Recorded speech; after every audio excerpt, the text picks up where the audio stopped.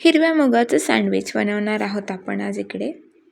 हिरव्या मुगापासून भाजी, डोसा, वडे खूप वेळा बनवले असेल, पण आज या पद्धतीने सँडविच बनवून बघा.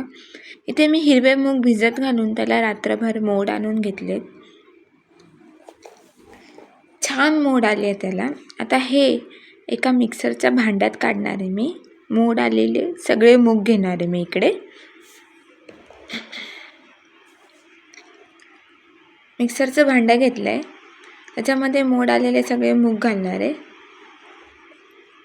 आणि त्याची जाडसर अशी भरड काढून घेणार आहे मी. तुम्ही बघू शकता. त्याच्यानंतर एका बाउलमध्ये मी ही सगळी भरड काढून घेतली. थोडंसं बीट टाकलं मी. आता इथे मी 2 चमचे रवा घालणार आहे. हा माझा बारीक रवा आहे. तुमच्याकडे जर जाड रवा असेल तर तोसुद्धा तुम्ही घालू शकता. थोडीशी कोथिंबीर घातली आहे. अर्धा चमचा आलं लसूणची पेस्ट, पाव चमचा हळद, पाव चमचा लाल तिखट घातलं आहे, पाव चमचा धनेपूड आणि इथे थोडीशी जिरेपूड घातली आहे मी. त्याच्यानंतर एक पाव चमचा चाट मसाला घातला आहे, चवीपुरतं मीठ घातलं आहे, अर्धा लिंबू घातला आहे पिळून. इथे मिठाचं प्रमाण तुम्ही तुमच्या आवडीनुसार कमी अधिक करू शकता. आता ज्या मिक्सरच्या भांड्यात मी जी भरड करून घेतली होती त्याच्यातच पाणी घालून मी हे सरसरीत बॅटर तयार करून घेणार आहे.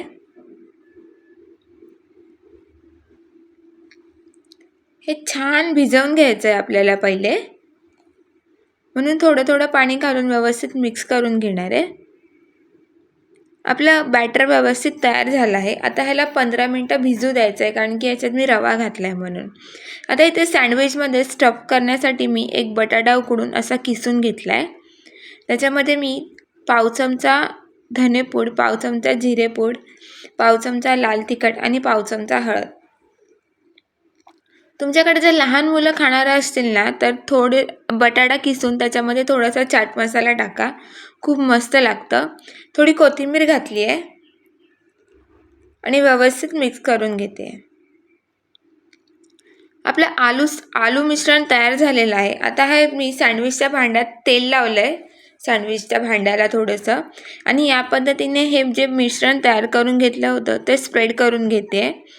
जास्त जाड नाही थर करायचा, पातळसा लेअर लावायचा आपल्याला. या पद्धतीने मिश्रण टाकून झाल्यानंतर मी जे आलूचं स्टफिंग तयार करून घेतलं होतं ते घातलं आहे आणि पुन्हा एकदा आपण जे मिश्रण बॅटर तयार करून घेतलं होतं ते त्याच्यातला थोडंसं पीठ परत घालणार आहे. या पद्धतीने तुम्ही बघू शकता. खूप मस्त कलर आला आहे त्याला, कारण की बीट घातलं आहे म्हणून. मुलांना काहीतरी वेगळं द्यायचं असतं, पण ते पौष्टिक आणि हेल्दीच हवं. आता हे दोन्ही बाजूनी मी छान खरपूस असं भाजून घेणार आहे. तुम्ही ह्याच्यात हवं तर चीजसुद्धा टाकू शकता. या पद्धतीने मी दोन्ही सँडविच तयार करून घेतलेत. एक मी चौकोनी आकाराचं केलं आणि एक मी गोल आकाराचं केलं. आपले सँडविच तयार झालेले आहेत. व्हिडिओ आवडल्यास लाईक, शेअर आणि सबस्क्राईब करायला विसरू नका आणि रेसिपी कशी वाटली हे नक्की कमेंट करून सांगा. पुन्हा भेटूया नेक्स्ट रेसिपीसोबत. तोपर्यंत धन्यवाद.